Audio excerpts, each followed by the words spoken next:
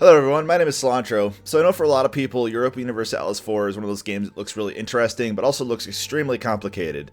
To be honest, it is a very complex game, but not nearly as difficult as you might think. The beauty about this game is that you can choose your own difficulty very easily.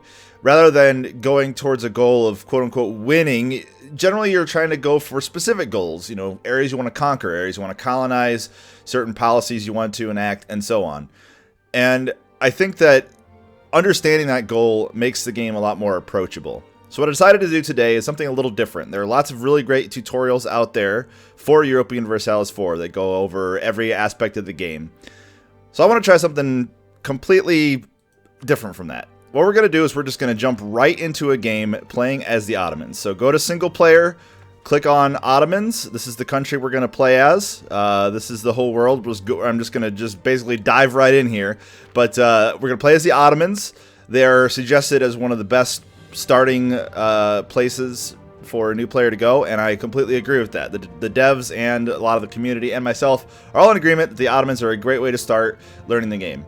I've disabled all of my DLC. I've disabled the UI mod that I had that changed the graphics. So this should be, if you've purchased Europa Universalis 4, this should be what you see. More or less the same as what I see. So click on the Ottomans. You can actually scroll around the world too and see what other options there are, but we're going to play as the Ottomans. So click on them and hit play and play along with me. So right away, as soon as you load in, you're going to see a bunch of stuff, and it's going to be really intimidating and probably very confusing, and I'm here to help alleviate that. But rather than sit here and talk, we're just going to start playing the game, and I'm going to explain things as we go. So the first thing that I would really recommend doing is to try to clean up the interface a little bit. Best thing you could do for that is to go down here in the lower right hand corner. This is the map interface. Not going to go over it in super detail, but there's 6 buttons right here at the very top. These are 6 of the most commonly useful map modes. I want you to hit either W on the keyboard or click on the second one. This is the political map mode. This shows you where your country is and shows all other countries color coded, and it's really just the best default map mode to do. You're going to be keeping it on this map mode for pretty much the entire game. Next thing I want to go over is something that is called the outliner. It's up here in the upper right hand corner, and this has a basically a huge amount of information that will show up. If you click on this little button, the outliner will appear or disappear. It may have different things in here. Don't worry about it. What's important is that it is showing, so make sure that you're showing off the things in the outliner. In addition, to control time in this game, since it is a real-time strategy, however, you can do things while paused, and you can pause the game. Spacebar is the hotkey for pausing the game, so you just get used to hitting spacebar. You'll see a nice little notification up here that the game is paused. You can also adjust the speed at which the game is being run. I prefer to run anywhere from what I call 2 to 4x with 2 to 4 of the little red dots appearing. We're going to leave it at 3 for now, but this is something we're going to come back to in a little bit. Now, in the upper left-hand corner, you're going to see a bunch of information, and we're not going to worry about most of it for now. The one thing I want to teach you today, especially at the very beginning, is this interface right here. These flags represent notifications that the game is giving you about actions that you can take. So we're just going to go in sequence and choose to do or not to do each of these. The first thing is too few rivals. So rivals are one of those things that will help guide you in who you should be attacking and likewise defending against. So we're going to click on too few rivals. It should have a list of various things here, and all I want you to do is go through this list and match the pictures. So these are people who have rivaled us. Pick 3 of these and do the same to them. So we have Hungary, Lithuania, Poland. So we're just going to do Hungary. We're going to verify it. Lithuania. Okay. Poland. All right, done. Not really a big deal. So that's one of them taken care of. Just know that your rivals are people who are people you should be attacking and likewise expect to be attacked by. That's all you need to know for now. Next up is advisors. Advisors help you out with various stats. They give you more generation of some other resources. I'm not going to go into the specifics about each of them. All I want you to do is go to each of these 3 tabs in the UI, and if you ever need to get back into this UI, all you have to do is hit the big shield icon, and this allows you, this is where you do most of your government management. We're right here on the first tab. This is the advisor slot, and I just want you to click on each of these and then hire the bottom one. The bottom one should have a +1 here. It should have a relatively low price of 16 ducats, which is the currency in the game, and just hire each of them in sequence. Bam, bam, bam. Fill those pictures up. All right, we have now hired advisors. Done. Not a problem. Next up, truce expiration. Don't worry about it for now. This is just telling you when we can go back to war with some people. It's not really an issue at all. So we're just going to ignore that for now. Next up, national decisions. These are ways that you can modify your country and get certain abilities that will pop up from time to time. We're just going to take a quick look at these and figure out which one we're going to want. And I will be right back once I figured that out. So just to give you a very brief intro onto what these are and how they work, you can mouse over the question mark of any of these national decisions, and it'll tell you what you need in order to actually enact any of them. Not really super important for us for now, but for the future, if you ever want to check out one of these, all you have to do is just mouse over the question mark. And generally, mousing over things will help you with plenty of information as well. So I went ahead and took a quick look at these, and they will give you a good idea of what exactly they do. This one will cause us to lose 100 military power, and until the 2nd of January 1821, which just happens to be the end of the game, we'll have a national manpower modifier of 10%. What is that? Don't worry about it. What we're going to do is we're just going to accept all of these for now. We're just to go through the motions, we're just going to say that national decisions are generally good things that you want to do. There are some that are bad, or might be kind of a wash, depending. But anytime you see green on any of these, it means it's probably a good thing. So we're just going to go ahead and accept all of them. No big deal. Done. Next up is missions. Missions are sort of quests that the game will present to you here and there. Each of these will have certain benefits and certain requirements, very similar to the national decisions. In fact, they're on the same screen. So we have a bunch of them: protect against Lithuania, form alliance with Dulkadir, city of the world's desire. What are these? I don't know. All I do know is that you should take the time to pick one of them and make sure you have one at all times. So to go into it, we're just going to take City of the World's Desire. You should have this one available. If you don't worry about it. But what this mission does is this mission will give us the ability to take over Constantinople. It's our rightful capital, and due to a bunch of historical context and stuff, it's not ours right now. But we're going to go ahead and accept this mission. This gives us the ability to take this back and get a benefit for taking the capital. So, bam! We take that. That is now our mission. We get another little pop-up, which is fine. Next, we have this tab right here. Again, remembering that we're ignoring this truce will expire. Convert provinces to your religion. Why do we want to do this? I don't know, but we're just going to do it because we're going through the motions. So this brings up the religion tab. You can see a bunch of information that we're not going to worry about. All we want to do right now is start converting things to our religion. So this is the interface for that. You can see it's got a bunch of different missions. We're going to do the one that takes the least amount of time, which happens to be this province. We're going to send missionary. Done. All right, we are now converting a province to our religion. That does give us another little pop-up. We're not going to worry about that for now. In fact, all of these are largely irrelevant for right now. Just don't worry about them. Next thing we want to do is we want to declare war. We're going to go right into a conflict. And we're going to do that with Byzantium. These are the guys that we want to take our property from. So what we're going to do, we have essentially two little armies here. We're going to drag a box over these two groups of troops. And we're going to move them here to get them consolidated. And then we have this group of troops right here who we're just going to let sit for now. Now, if we're going to go into a fight, we're probably going to want a leader for that fight. We want a leader who's going to lead our army and make them more effective. So in order to hire a leader, what we're going to do is we're going to click on this group of 13, click on this no leader right here.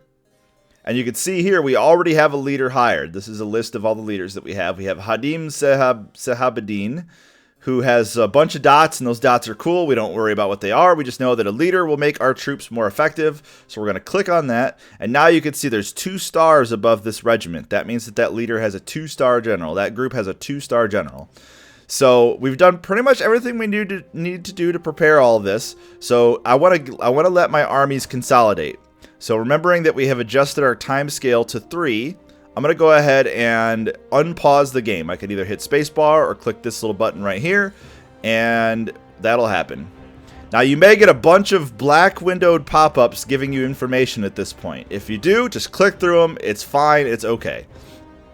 So we did just get an offer here in my particular game for an alliance. Anytime you see one of these sort of tan background events, these are usually events that will give you, it's basically another country interacting with you. In this case, Tunis wants to ally with us. So where is Tunis? Let's find out. I'm going to hit the F key. You can also go down here to the lower right hand corner and hit find province down here. And I'm just going to type in Tunis. And I want to click on the country with the flag. Okay, so Tunis is down here. We can zoom out and you can see this is Tunis. They want to ally with us. Is that a good thing? Is that a bad thing? I don't know. We're just going to accept it. So we click on the banner. Tunis offers us an alliance. By doing so, we are promising to help each other in times of war. Indeed, we're just going to take it. Why not? Because we're trying to learn. So now we have made an alliance, a military alliance with Tunis. That's all you need to know. That's all you need to know. So I know I'm going through things pretty quickly. It's important that you understand that this game itself is overwhelming, and I might be going through this at a quick pace, but I can assure you that the best way to learn this game is just to start playing it. I learned so much more by just getting over that hump of, oh no, what do I do? And just getting in there and start playing it. That's really the most important thing you can do to learn this game. So, our army has arrived in Edirne. So you see it says 14, and if I mouse over it, you can see it essentially has 2 different groups of troops. One of them is Anadolu Ordusu, and the other one is Balkan Ordusu, and those are our 2 armies. So it'd be nice to consolidate them into one single force. So what I'm going to do is I'm going to draw a box over here. It's going to select both of them, and I'm going to hit this button up here, Merge Selected Units, at the very top with the arrows pointing into one. Bam! I do that, and now they are a single force ready to attack. So now that I have my army consolidated, my other army prepared here, I'm going to get ready to declare war on Byzantium. Whenever you want to declare war on somebody, there's a bunch of different things that you have to worry about that we'll get to eventually. All you need to know for now is that they have a vassal, and that vassal is Athens. That basically means that it's a subservient country of theirs, somebody else who serves them militarily and diplomatically. And Athens is right here. So we know that if we declare war on Constantinople, that we're going to have to also essentially declare war on Athens. But that's fine. We start strong enough that that is not even an issue at all. So I'm going to go here. I'm going to click on their province. That selects Byzantium. They also have some land down here. Same country, just different areas of the same country. I'm going to click on it. I'm going to click on diplomacy. And you can see right here, there's a bunch of different actions you can do with all these various people. Blah, blah, blah, blah, blah. Tons and tons of stuff. We're not going to worry about it. We're just going to go right to war with these guys. So this is the declare war screen, and this will give you all the information you need on whether or not you should be declaring war. You can see here we have a casus belli, very important, not something we're going to worry about directly right now. You can see that they rule over Athens, which will aid them. You can see over here in the enemy allies, there's a check mark, meaning that Athens is going to come in. When we go to war, we can try to call our allies in, such as Tunis, but this red X means that they will not do it. This war is too far away for them to really care about it, so no problem. This is a war we can handle on our own. All you need to do, basically, is hit the declare war button. Bam! Alright, we are now at war with Constantinople. You're going to get a bunch more pop-ups up here. Don't even worry about any of them right now. It's not a big deal. One thing we do want to do, however, is get our navy into position. So right here, we have a 24-ship navy. You can see, even if you zoom all the way in, it is ships. So select them, and like the army, we're going to just merge them up into a single unit, and I'm going to have them come out and attack this area. So the way that movement in this game in general works, if you haven't figured it out yet, is it's based on provinces and sea tiles. So this entire area with this outline right here is a single sea tile. This is one water tile, and right now Byzantium has ships in this water tile, and we want to attack them. So to do so, all we do is we move those ships into that sea tile, and they'll automatically fight for me. So I have my navy moving in here. I also see that Athens has a little bit of an army here. That's fine. So I'm going to grab my stack of 12 troops, 12,000 actually, and I'm going to just select it, and I'm going to move it into Athens, and that's going to make them attack Athens. Likewise over here, I'm going to grab this group of 14. I'm going to move them into Constantinople, and that's going to attack Constantinople. So I'm going to just go ahead and unpause now that I've given all the orders that I want. And I'm just going to watch everything unfold for just a little bit here. So it looks like their army retreated there. Their navy retreated there. That's fine. So a bunch of things just happen at once. It's crazy and scary. It's just going on. Just don't worry about it. It's fine. So the first thing that happened is we went into Athens with our troops. And you can see that we now only have 11 troops left, but Athens' army is gone. And we just got a battle report saying that we just completely wiped them out. You can see that we had 8,000 infantry and 4,000 cavalry. We only lost 200 troops, and we completely wiped out their entire army. Why did this happen? Well, because we're awesome. It just happened. Don't worry about it. The important thing is that we won. And this is probably going to happen exactly the same way in your game, so just don't worry about it. So we're just going to leave our troops here in Athens. They're going to siege this province. They're going to basically hunker in and take out any fort, any garrison, any sort of defensive measures that are in Athens. Likewise, we are still in the middle of a fight here. Just to give you a quick rundown of what is actually happening, we have these little green bars underneath each of these troops. That represents the morale of those troops. That basically represents how much they want to fight. So as you can see, our troops are at almost completely full morale right now. In fact, if we click on the actual sort of clashing interface, you can see this interface with a bunch of information on exactly what's going on. None of this is important right now. All we need to know is that we have more troops than they do, and we have better morale than they do. And just to emphasize this point, I'm actually going to slow the time down just a little bit, down to 2 times speed. And I'm going to go ahead and, zoom back out, and I'm going to unpause in just a moment. Do note that because the Byzantiums were able to move their navy out of the way, that means that we weren't able to get a fight in. That's completely fine. I want to move this navy into the capital region. So there's a sea right here, Sea of Marmara. I want to move them here. Why am I doing it? Well, I want to help my siege out, and we'll get into that in just a little bit. But for right now, just know that you want to move your navy in. If you've cleared out anything else, move your navy in to right here. I'm going to go ahead and unpause, and we're going to watch this fight. You can see their bar is just draining, and now we got another notification. We completely wiped out these guys' troops. They were no match for us. We absolutely crushed them. If this doesn't happen in your game, it's fine. Don't worry about it. All that you need to know is that we were able to kick these guys out of this province. Whether we beat them completely or we just won the fight and they retreated, we are now in Constantinople. That's good for us. That's what we want. So now the siege is going to take place. There's 2 sieges going on. All you need to know is that this negative 63%, that's the chance that we're going to win the siege this time around. And these are just going to progress as time goes on. These sieges are just going to take time to wear down and continue on. So our ships are going to help with that siege, and we're going to let time run for a little while, and these sieges are just going to tick away. And that's really all you need to know about for the first little bit of the game. Take care of your little sort of pop-ups over here. And then immediately we're just going to go right into what war is like, which is just going to be to attack. We have superior forces. We know that with superior forces we can win the fight, and we have won the fight. And now we are sieging these provinces. In order to win a war, there's a number of different variables. Whether you win battles, whether you win sieges, and a few other little things that will show up later as you go on. All these will dictate how the war is going. And you can actually see how the war is going with this little interface down here. Anytime you're at war, you'll have a shield pop up with a number underneath it. That is the war that you're in and how well that war is going. If you click on that, you'll actually see the full war interface. It's got a ton of really important information. All you need to know initially is that one side represents you and one side represents your enemies.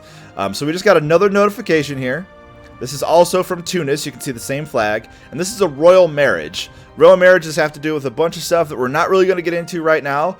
But we're just going to go ahead and accept it. Anytime you see it pop up with another nation, at least right away, just go ahead and accept it. It's fine. It's not a big deal. So I'm going to let the time run. I'm actually going to go up to 3 times speed just so this runs a little faster. Again, you may be getting some pop-ups occasionally on your playthrough. They may be black pop-ups. They may be yellow-backed pop-ups. If you get them, it's not a big deal. Don't worry about it. Just don't worry about it at all. So you can see here that the enemy Byzantium has produced some new troops. It's fine. I'm not concerned about it. They can produce as many troops as they want. They're going to probably take some of our provinces out. It's fine. Don't worry about it. We're just going to stay the course on the siege here. If this happens in your game, or if there are enemy troops moving around, just know that your troops are probably much better than Byzantium's troops right at the very beginning. So just let your guys siege, let them do whatever they want. It's not a problem. Don't worry about it. Yeah, so here you go. We just got a pop-up notification that this place was sieged down by Byzantium. It's fine. I'm not concerned in the slightest, and neither should you be. All you need to worry about is winning these sieges. So just let your generals command their troops, let your troops sit there in these provinces, and let these values tick up. You'll see a bunch of notifications that say like water shortage and walls breached and stuff like that. Don't worry about any of it. It's just information, stuff that you'll learn more about later. All we care about right now is these sieges and winning this war. So once these have finished sieging down, I'm actually going to go up to 4 times speed for a little bit here, just to make it a little easier, a little faster. Once these sieges have finished, we will move on with the next phase of this tutorial here. I'm just going to let it run in real time just so you get an idea for what's going on here. I don't want to deprive you guys of that, just in case anything happens. So you can see this is 35% chance. This is a -7%. So we're getting there. We're getting there. Okay, they just got another province. That's fine. You can see by these little check marks, these little slash marks, that means that they are now they now control this province for the meantime. Okay, so we just had a pop-up here that says Orhan 330 is the new heir to the throne. The succession is safe. Don't worry about this. If this sort of thing pops up, just hit OK. We're gonna cover all that sort of stuff later. The important thing right now is this war that we're in. Everything else will come later. All right, we're just sieging these guys down. 35% chance to win this one. 35% chance to win this one. Not a problem. All right, so we just won one of our sieges. We just won the siege of the Ottomans, which is us. We just won the siege of Athens. It just gave us a pop-up giving us that information. You can now see that we have these check marks. That means that we now control Athens. So one of two things is going to happen here. Either the Constantinople siege is going to finish first, or the Athens siege is going to finish first. Whichever of these sieges finishes first, take the army of that siege and go track down any troops that have been spawned out by the enemy. So in this case, we have some troops here. We're just going to go ahead and take our troops, this stack of 12, and we're going to go crush this stack of 7. I'm just going to go right over there, just going to force them to march over there, and we're going to take these guys out. Whichever one finishes first, that's the one you want to send over there. You can see that because we have superior numbers and a bunch of other stuff, we're going to win this fight, no problem. In this case, they actually retreated. So we're going to have to chase them down. Not a problem. This is good learning. So you can see that not only is there a chance to actually wipe out the enemy's troops, but you can actually even break their morale and cause them to retreat. So we also just got our first of these sort of yellowish, tannish pop-ups. It's going to give you a bunch of information, and when you mouse over these different things, it'll tell you what's going to happen. So generally in these, you want to choose one that's going to have the least impact, since this happens to be a negative one.